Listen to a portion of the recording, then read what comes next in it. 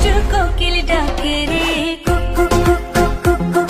মানুষ ভালো লাগে না, কিন্তু তোমারই ভালো লাগছে কারণ তুমি পড়ি।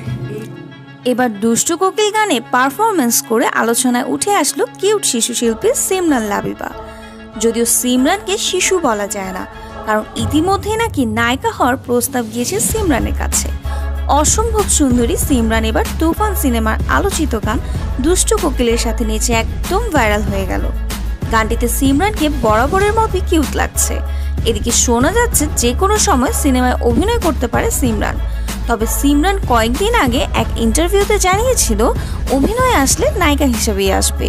যদি অভিনয় না থাকলেও বরাবরই আলোচনা সমালোচনা থাকে সিমরান। টিকটকেও বেশ জনপ্রিয় সে। বিভিন্ন দুষ্টু মিষ্টি ভিডিও বানিয়ে লাখ লাখ দর্শকদের ভালোবাসা কামিয়ে নিয়েছে ইতিমধ্যেই।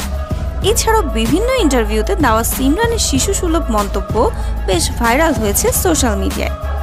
এবারও আলোচনায় উঠে আসলো তুফান সিনেমার জনপ্রিয় গান দুষ্টু কোকিলে অভিনয় করে। সাকিব ফিল্মের এই গানটি এরই মধ্যে কয়েক মিলিয়ন মানুষ দেখেছে। অসংখ্য টিকটক ভিডিও সহ ফেসবুক রিলস তৈরি হয়েছে গানটি দিয়ে। তবে সবচেয়ে বেশি আলোচনা এসেছে সিমরানের এই ভিডিও।